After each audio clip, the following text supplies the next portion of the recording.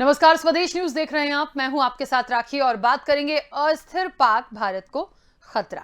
पाकिस्तान में राजनीतिक संकट लगातार गहराता जा रहा है। किसी को नहीं पता कि अगले कुछ दिनों में पाकिस्तान में क्या होने वाला है। क्या इमरान खान सत्ता में बने रहेंगे या शहबाज शरीफ या कोई और नया पीएम बनेगा?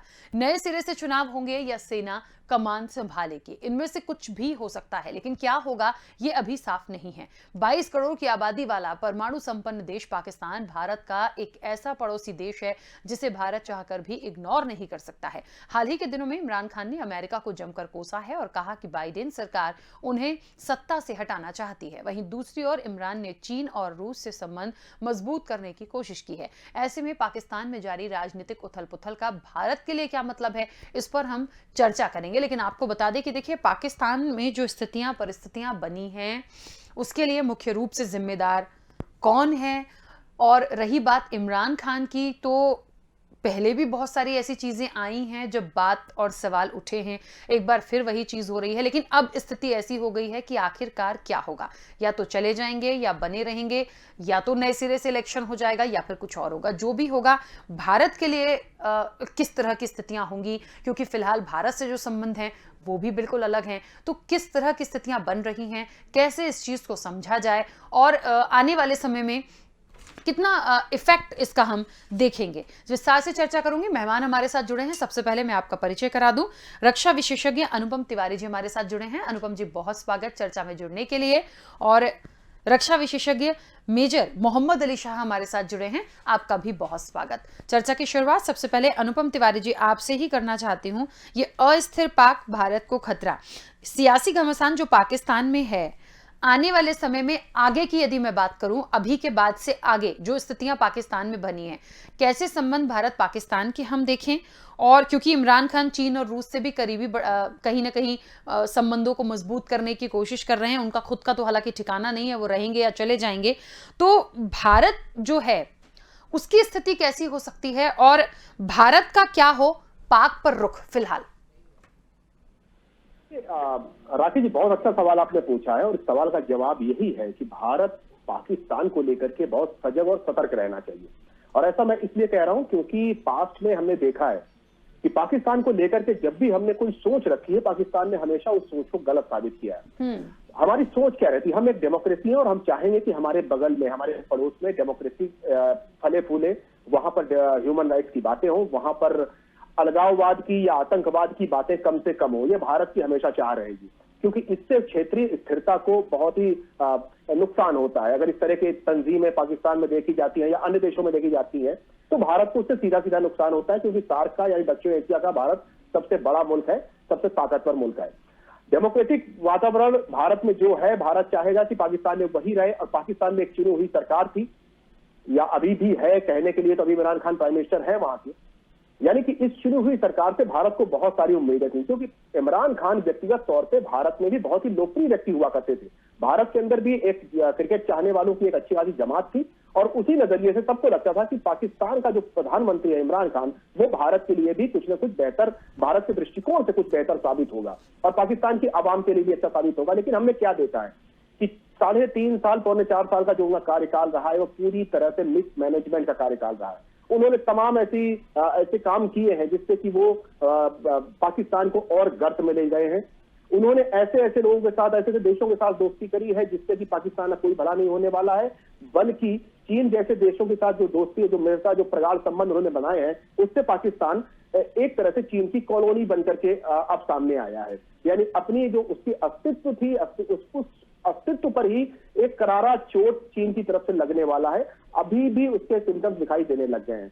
भारत का नजरिया यहाँ पे ये होना चाहिए कि भारत इस पूरी प्रोसेस को बहुत ही सतर्क होकर के देखे, क्योंकि ये भी देखा गया है कि जिस समय भी पाकिस्तान में सत्ता परिवर्तन हुआ है, वहां पर आईएसआई और आर्मी पाकिस्तान की ये भारत विरोधी प्रोपेगेंडा फैलाने में कोशिश करते रहे और कई बार कामयाब भी होते रहे।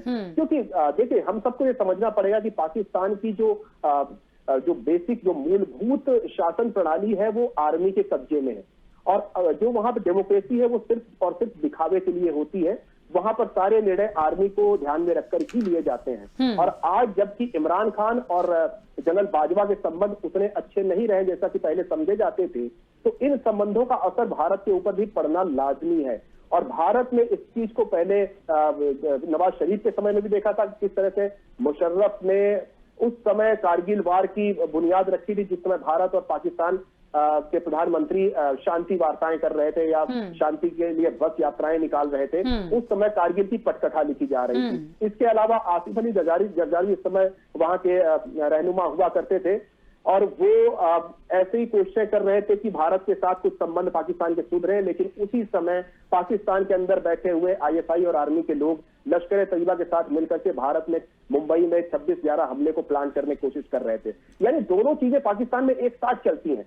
जब भी वहां पे डेमोक्रेसी में कुछ बदलाव देखने को मिलता है, उसी समय भारत के तरफ आतंकवादी गतिविधियां या गड़बड़ी फैलाने की कोशिशें बढ़ जाती हैं और इसका सीधा असर वहां के चुनाव पे किसी फायदे के तौर पे देखा जाता है। भारत विरोधी माहौल बनाने की कोशिश करी जाती है और पॉलिटिकल फायदा उससे उठाने की कोशिश करी जाती है। इसलिए भारत को इस पूरी प्रणाली को जो पाकिस्तान में चल रही है बहुत ही संजीदगी से देखना चाहिए और अपने डिफेंस को मजबूत करना चाहिए, अपनी इंटेलिजेंस को मजबूत करना चाहिए। क्योंकि इमरान खान ने यहां पर एक और इशारा दिया है, उन्होंने अपने सत्ता से बेदखल होने में विदेशी ताकतों का हाथ होने की बात कही है। यानी कि भारत की तरफ कहीं ना कहीं इशारा वो कर रहे हैं, यानी कि अपने लिए अपने अवाम से सिंपैथी गेन करने की कोशिशें ऑलरेडी वो शुरू कर चुके हैं। अब जनरल बाजवा यहां पर अपना गेम खेलेंगे, इमरान खान अपना गेम खेलेंगे। इसलिए भारत को अपनी सीमाओं को बहुत चाक चौबंद रखना चाहिए, इंटेलिजेंस को बहुत पुख्ता करना चाहिए कि किसी तरह की गड़बड़ी होने से पहले से ही उसके ऊपर तैयारी कर ली जाए और ना होने दिया जाए। तो भारत इस चीज को, मुझे लगता है कि भारत के पास ऐसे लोग हैं जो इस चीज पर नजर रखे हुए हैं और धीरे धीरे करके जैसे ही वहां पर वातावरण थोड़ा बदलेगा उसके बाद ही भारत एक्चुअल भूमिका में आ सकता है। बिल्कुल ठीक बात है। चलिए मेजर मोहम्मद अली शाह जी भी हमारे साथ जुड़े हैं। क्या लगता है, जिस तरीके से चीन और पाकिस्तान की बात करें तो अपने संबंधों को लगातार बढ़ाने पर जोर दिया है इमरान खान ने चीन के साथ हमेशा, और अभी की जो स्थितियां बनी हैं, मैंने जैसा कि पहले भी कहा कि उनका खुद का ठिकाना नहीं है। जो स्थितियां पाकिस्तान में बन रही हैं और एक अभी फिलहाल जो देख के समझ में आ रहा है कि वो रहेंगे या जाएंगे या कुछ और होगा, उसका हम आने वाले समय से यदि देखें या भारत की, हम क्योंकि भारत में है तो हम भारत की बात करेंगे, लेकिन हमने देखा है कि इमरान खान ने कहीं ना कहीं अमेरिका के लिए भी बहुत तमाम चीज़ें बोली कही हैं। इसे किस तरह से समझा जाए और आने वाले समय में क्या करने की अभी फिलहाल ज़रूरत है? राखी जी, बड़ा अच्छा सवाल है आपका। और जैसे कि अनुपम भाई ने अभी बिल्कुल खूब बताया कि पाकिस्तान में दरअसल मिलिट्री है जो कि हर कोई निर्णय लेती है, वो पावर में रहती है। जैसे कि इतिहास में अगर जाए तो जुल्फिकर अली भुट्टो साहब थे, वहां के बहुत ही चहेता प्रधानमंत्री थे और प्रेसिडेंट भी थे। उनको पावर में कौन लेकर आया था? पाकिस्तान की मिलिट्री। जनरल अयूब खान लेकर आए थे। बाद में जुल्फिकर अली भुट्टो को फांसी भी दी पाकिस्तान की मिलिट्री ने, एक हाई कोर्ट ऑर्डर के तहत उसको लीगलाइज करने के लिए। अब देखिए आप, नवाज शरीफ साहब जो कि सन 1983 में फाइनेंस मिनिस्टर थे पंजाब प्रोविंस ऑफ पाकिस्तान के, उनको पावर में कौन लेकर आया था? जनरल जियाउल हक।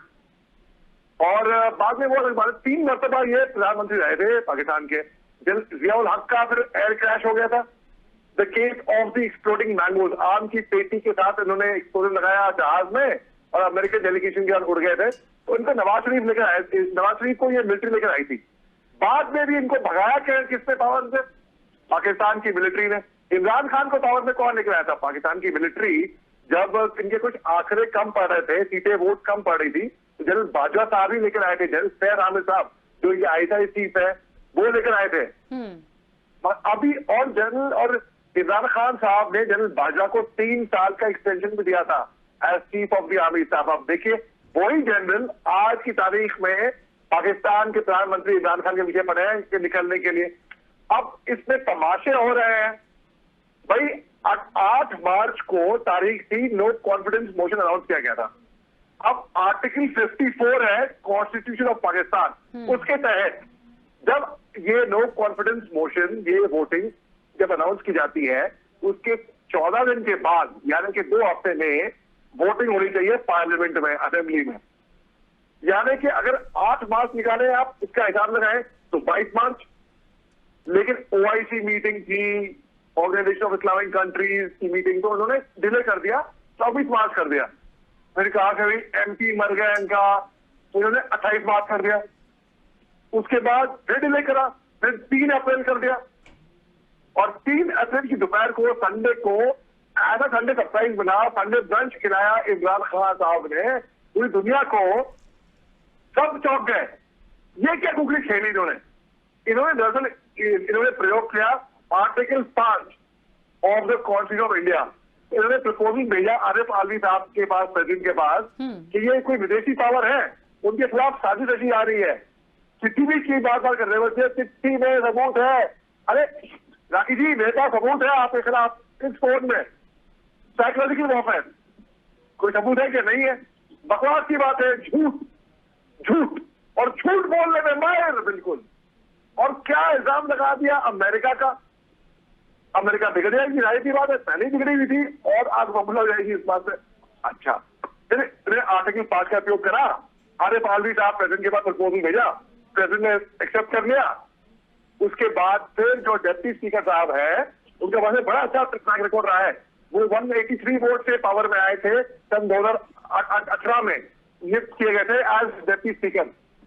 इनका निर्णय बोला कि असेंबली डिसॉल्व, यानी कि 342 सीट जो इनके असेंबली में है वो डिसॉल्व, क्योंकि रीडिंग इन्होंने पहले ही पढ़ ली थी ना, भाप लिया था इन्होंने कि 342 सीट्स में से अगर आप 50% करते हैं तो जाहिर सी बात है 171 50%। हाँ, अगर आपको मेजॉरिटी जीतनी है तो उससे एक सीट भी काफी होगी, तो मतलब 172 सीट चाहिए थी इमरान खान साहब को, और ऑपोजिशन शहबाज शरीफ साहब के पास में थी 177 सीट, और इमरान खान को मुश्किल से 164 सीट आ रही थी। अब देखिए भाई, उर्दू में झूठ बोल रहे हैं, हिंदी में झूठ बोल रहे हैं, अंग्रेजी में झूठ बोल रहे हैं, गलत में तो झूठ नहीं बोल सकते, आंकड़े कभी झूठ नहीं बोलेंगे, फैक्ट फिगर डेटा स्टैटिस्टिक्स कभी झूठ नहीं बोलेगा। अब इमरान खान साहब को यह बात समझ में आ गई थी, तो 3 अप्रैल की को तमाशा हुआ। 2 अप्रैल की रात को उन्होंने पॉलिटिकल डिप्लोमेसी खेलने की कोशिश करी। उन्होंने अपने घर में एक पार्टी रखी, दावत बुलाई लोगों को, और पूरे असेंबली के लोग इसमें लगे थे। मुश्किल से राखी जी, आप यकीन मानेंगी, 100 लोग भी नहीं पहुंच पाए उनकी पार्टी के लिए। तब वो तभी समझ गए कि भाई ये प्रॉब्लम होने वाली है, तो उन्होंने असेंबली भंग कर दी। अब जो असेंबली भंग करी आर्टिकल 5 का इस्तेमाल करके, अब ये लीगल था कि इलीगल था, ये तो सुप्रीम कोर्ट तय करेगी। अब जो ऑपोजिशन थे, शहबाज शरीफ शाह साहब, जो कि बिलावल भुट्टो, मरियम नवाज शरीफ, वो सब भड़क गए इस पे। उन्होंने कहा हम article 6 of the constitution of Pakistan, जो कि हाई ट्रेजन गद्दारी का मामला बनता है, उस पर केस करेंगे इनसे कि ये कॉन्स्टिट्यूशन ऑफ पाकिस्तान के खिलाफ गए, कैसे गए हुए, और उससे पहले केस होएगा डिप्टी स्पीकर पे। एक बार ये बात निकल के आएगी कि डिप्टी स्पीकर ने जो निर्णय लिया है वो इलीगल है, तब इन पे आर्टिकल 6 हाई ट्रेजन जो गद्दारी का केस बनेगा। अब बात ऐसी है, जो तमाशे ऐसे हुए इनके सुप्रीम कोर्ट में, पहले इनके चीफ जस्टिस ऑफ पाकिस्तान ने बोला 3 मेंबर बेंच, फिर बोला 6 मेंबर बेंच, फिर बोला 5 मेंबर बेंच। आज दोपहर तक की बात है, आज दोपहर तक की बात है राखी जी, आपको हंसी आएगी ये सुन के कि कोई ऐसा निर्णय लिया ही नहीं गया। अब ये इन्होंने और आगे बढ़ा दिए तारीख, कहते हैं तारीख पे तारीख, वो तमाशे होंगे पाकिस्तान में। ठीक है, और पाकिस्तान के सूरत हाल क्या है वो तो आप अच्छी तरह से जानती हैं। यहाँ पे सिविल वॉर हो रहे थे सिंध प्रोविंस में, ऐसा वाहिद देश जहाँ की मिलिट्री आती है और उनके आईजी पुलिस को पकड़ के ले जाती है होटल के कमरे में से, कभी सुना ऐसा होते हुए? अच्छा, FATF की क्लियरेंस पे तो ऑलरेडी है ये, फाइनेंशियल एक्शन टास्क फोर्स, हो सकता है ब्लैकलिस्ट भी हो जाए। तो जो गलतियां से भूल हुई है इमरान खान के टाइम पे, ऐसा कोई वाहिद 19 प्रधानमंत्री थे पाकिस्तान में, 14 अगस्त 1947 लियाकत अली खान साहब के टाइम से लेके अब तक, और 22 प्रधानमंत्री के टेन्योर, यानी कि नवाज शरीफ साहब पावर में 3 मरतबा आए। आज तक किसी प्रधानमंत्री की ये जुर्रत, ये हिम्मत नहीं हुई कि मिलिट्री के खिलाफ जा सके या वेस्टर्न पावर के खिलाफ जा सके। अमेरिका ने तो अपना हाथ पहले ही हटा दिया इनके यहाँ से, सऊदी अरेबिया इनको कर्जा देने को तैयार नहीं है। ठीक है, चीन की आपने बात करी, चीन जो है इनसे कॉम्पेंसेशन मांग रहा है कि इनके कुछ इंजीनियर की डेथ हो गई थी इनके डैम पे, तो वो डेथ कैसे हुई? चीन, अब चाइना को इंटरेस्ट केवल पाकिस्तान में है, सीपेक में, CPEC, China Pakistan economic corridor, मतलब की दोस्ती है। हमारी भी दोस्ती है बाहर के मुल्कों से, नेपाल से, भूटान से, वो दिली दोस्ती है। रूस से भी दोस्ती हमारी, वो दिली दोस्ती है। कोई डिप्लोमेटिक या पॉलिटिकल या मिलिट्री कनेक्शन नहीं है, एक इमोशनल कनेक्ट है। वैसा देखिए, एक और बात आखिर जी, श्रीलंका आज की तारीख में मुसीबत में है। क्यों? श्रीलंका ने चीन से दोस्ती करी, चीन से कर्जा लिया, और जब वो कर्जा चुका नहीं पाए तो चीन ने उनका एक पोर्ट 99 इयर्स के लिए लीज पे ले लिया, दादागिरी जमा के अपनी। ठीक है। हमने $2.4 बिलियन ये श्रीलंका को दिए फरवरी में, मार्च में, उनकी मदद करने के लिए। श्रीलंका में ये हालत है कि आज की 13 घंटे के पावर कट हो रहे हैं, दूध नहीं है, वहां पे तो पेट्रोल के प्राइसेस, वहां पे कुछ बुरे हाल हो गए उनके। लेकिन उनकी मदद करने के लिए लोग तो आए, जो राजपक्ष ब्रदर हैं, जो उनके प्रधानमंत्री राष्ट्रपति हैं, वो राय नहीं करे। 26 जनवरी, ठीक है, एक मिनट, अभी 10 सेकंड में कमेंट करता हूँ, 10 सेकंड जल्दी से। इनके 26 जनवरी इनके रिजाइन कर चुके हैं। अब ये श्रीलंका की दोस्ती तो है, पाकिस्तान के लिए कोई नहीं आने वाला है, कोई नहीं आने वाला है। उनका वही हाल होगा, उससे बदतर होगा जो आज श्रीलंका का हाल है, और ये केवल एक आदमी जिम्मेदार होगा, वो है इमरान खान। बिना एक गोली फायर करे उसने वो हाल कर दिया है आज की तारीख में पाकिस्तान का, जो उसके दुश्मन भी नहीं कर पाएंगे। तो फिर देख लीजिए, ये सूरत हाल है पाकिस्तान के। अभी मैं इसके बारे में ना और बोल सकता हूँ, लेकिन मैं ज्यादा बोलना चाह रहा, आप कुछ कह दीजिए राखी जी प्लीज। नहीं दरअसल क्या होता है, एक समय की सीमा होती है, हमारे दूसरे भी जो विशेषज्ञ जुड़े हैं उनसे भी बहुत सारे सवाल होते हैं, इसलिए मैंने बीच में इंटरप्ट किया था। ठीक है, नहीं कोई बात नहीं, ठीक है। अनुपम जी, एक बात और है यहाँ पर, यदि मान लीजिए पाकिस्तान में ऐसी कोई स्थिति बनती है कि कोई नई सरकार आती है, तो क्या कश्मीर को लेकर तनाव बढ़ेगा? देखिए राखी जी, जैसा मैंने पहले अपने स्टेटमेंट में इशारा किया था कि पाकिस्तान के अंदर कश्मीर को लेकर के भावनाएं बढ़ाई जाएंगी। पाकिस्तान का जो सूरत हाल है वो ऐसा ही रहा है। वो चुनाव के समय में, अगर चुनाव होते हैं, वैसे मुझे मुश्किल लग रहा है, क्योंकि वहां पे जब भी इस तरह के सत्ता परिवर्तन होते हैं जिसमें आर्मी अपना रोल प्ले करती है, तो सत्ता परिवर्तन के बजाय खुद टेक ओवर करना ज्यादा पसंद करती है। पाकिस्तान में क्या होगा अभी कोई नहीं जानता है, लेकिन फिर भी अगर मान लें कि वहां पर सत्ता परिवर्तन होता है, चुनाव होते हैं, तो चुनाव के समय कश्मीर का इशू भड़काने की कोशिश करी जाएगी, क्योंकि पाकिस्तानी नेताओं के पास किसी तरह का कोई मुद्दा है ही नहीं। और पाकिस्तान की अवाम भी अब इस चीज की आदी हो चुकी है कि वो अपने अधिकारों के लिए कम लड़ती है और इस तरह के भावनात्मक मुद्दों के ऊपर ज्यादा मोबिलाइज होने की कोशिश करती है। ये पूरा वाकया हम पिछले 70 सालों से देखते आ रहे हैं। पाकिस्तान की अवाम तब तक गुलाम बनी रहेगी जब तक कि वो खुद अपनी गुलामी को तोड़ना नहीं चाहेगी। और बदकिस्मती से पाकिस्तान की अवाम ने ही अपने लिए वो रास्ता चुना है कि वो भारत के विरोध में इकट्ठा हो जाते हैं, मोबिलाइज हो जाते हैं और अपने नेताओं को चुन लेते हैं।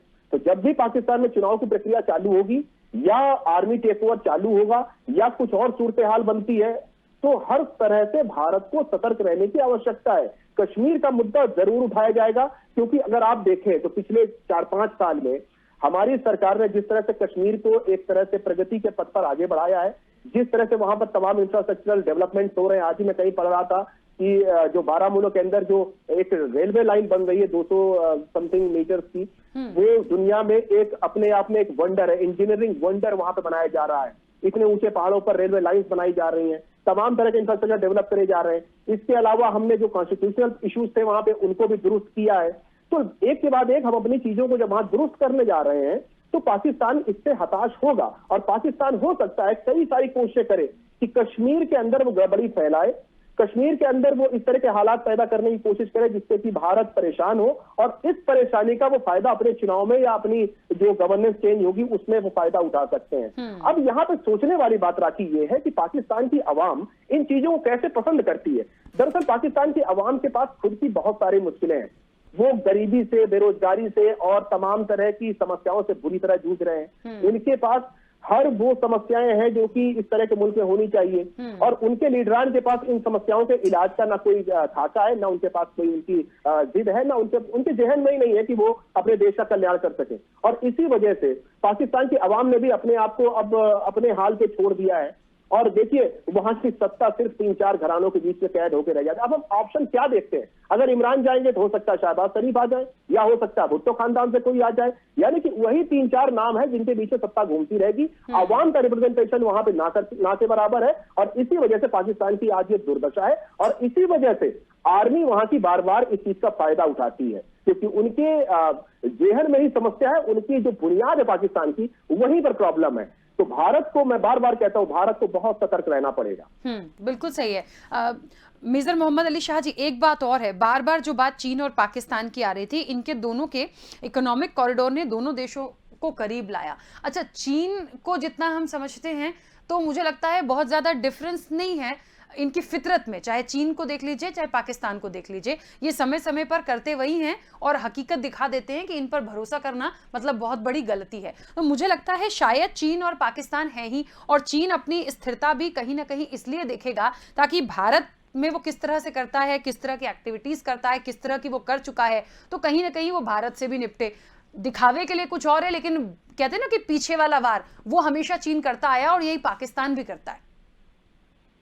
आपकी बात बिल्कुल दुरुस्त है राखी जी, बिल्कुल सही है, और अनुपम तिवारी जी ने बिल्कुल संक्षेप में बड़े अच्छे तरीके से ये बात समझा दी है और सामने रख दी है। देखिए पाकिस्तान की मैं आपको एक बात और बताता हूं, मैं इमरान खान साहब ये दरअसल ये इतने झूठे एक नंबर के हैं, पूरे राष्ट्र से, पूरे देश से झूठ बोल रहे हैं चिट्ठी के बारे में, सबूत कुछ नहीं, ठीक है। और यही बात आपने बिल्कुल दुरुस्त फरमाया, चीन की जो स्ट्रैटेजी होती है वो होती है जब कोई दुनिया देख रही है तो हम एक कदम जरूर पीछे हटाएंगे, जब कोई देख नहीं रहा है तो हम 2 कदम आगे आएंगे। तो ये दोनों आपस में इनकी कहते हैं ना, वो क्या है, वो कि रब ने बना दी जोड़ी, एक कोड़ा एक कोड़ी, ऐसा कुछ क्या कहावत है, उस तरीके से इनकी जोड़ी है। अब आप देखिए इमरान खान साहब से पहली गलती हुई जब ये पावर में आए थे, ये शहबाज शरीफ लीडर ऑफ अपोजिशन के साथ इन्होंने झगड़ा मोल लिया, तब पाकिस्तान की मिलिट्री ने आके वो सुलझाया। उसके बाद 6 अक्टूबर 2021 को, पिछले साल जब 15 अगस्त को तालिबान आई थी, उसके बाद 6 अक्टूबर को इनके आप देखिए राखी जी, आपको हंसी आएगी ये सोच के, आईएसआई क्या है? आईएसआई खुफिया एजेंसी है ना, एक स्पाई एजेंसी है, जासूस है। आईएसआई के डीजी जनरल सैद अहमद साहब पहुंचते हैं अफगानिस्तान, तालिबान में हक्कानी नेटवर्क को सीट दिलाने के लिए, तालिबान के पार्लियामेंट में, उनकी सरकार में है, खुफिया एजेंसी है, मगर द्रोह पिट रहा है, इंटरनेशनल मीडिया कवर कर रही है, बदनाम आदमी तो ऑलरेडी है वो, ऊपर से वहां पे पहुंचे। अब लॉजिकली देखा जाए कायदे से तो शाह महमूद कुरैशी जो उनके एक्सटर्नल अफेयर्स मिनिस्टर है, फॉरेन अफेयर्स मिनिस्टर है, उनको जाना चाहिए था। सैद अहमद साहब पहुंचते हैं, बिना जनरल बाजवा को इतला करे, उनके चीफ ऑफ आर्मी स्टाफ को इतला नहीं थी इसके बारे में, जनरल बाजवा साहब बिगड़ गए, वो ऑर्डर निकालते हैं कि चेंज होगा, DG ISI general Anjum Parvez आएंगे। भाई इमरान खान साहब और आते हैं, अब उनको गलतफहमी हो गई थी कि भाई वो बहुत पावरफुल है, भाई 3.5 हफ्ते, तकरीबन 4 हफ्ते तक उन्होंने ऑर्डर नहीं साइन करके दिया। भाई उन्होंने ऑर्डर नहीं साइन किया, ये बोल के कि भाई मैं प्रधानमंत्री हूं, मैं ऑर्डर साइन नहीं करूंगा। बात वहीं से गड़बड़ शुरू होनी हो गई थी। अब आप देखिए, जिस दिन रूस हमला करता है यूक्रेन पे, उसी दिन, ये 24 फरवरी की बात है ये, उसी दिन इमरान खान साहब पहुंचते हैं रूस और फोटो खिंचवाते हैं प्रेसिडेंट पुतिन के साथ, और पूरे इंटरनेशनल मीडिया में बत्ती से बाहर निकाल के फोटो खिंचवाते हैं। अब ये जनरल बाजवा का बयान आया है 2 दिन पहले, वो कंडेम करते हैं रशिया के एक्शन यूक्रेन पे, उनका टायर वहीं पे ही नहीं है। अब पाकिस्तान की मिलिट्री अगर वो चाहे तो उनको 2 मिनट में अभी भी, चाहे सुप्रीम कोर्ट का ऑर्डर हो या ना हो, पाकिस्तान की मिलिट्री उनको मक्खी की तरह दूर से निकाल के यूं फेंक सकती है। वो नहीं कर रही है क्योंकि अगेंस्ट कॉन्स्टिट्यूशन, तो उस बात का आदर करके, लेकिन वो कर सकती है। पाकिस्तान की मिलिट्री इतनी पावरफुल है वहां पे। अमेरिका का डेलीगेशन आता है पाकिस्तान, वो रावलपिंडी में आके जनरल बाजवा को मिलके वापस जाता है अमेरिका। ये नहीं कि इस्लामाबाद आके उनके साथ गोश्त खाएं, बिरयानी खाएं या सालन पिए ना। अब जब ये 2018 में इमरान खान साहब जब पावर में आए थे, तब तो उन्होंने खूब रूह अफ़ज़ा की बोतलें खोली होंगी, खूब उसमें बर्फ डाल के किए होंगे। मोहम्मद अली शाह जी, मुझे बीच में रोकना होगा क्योंकि समय की सीमा है। आप दोनों का बहुत शुक्रिया इस चर्चा में जुड़ने के लिए।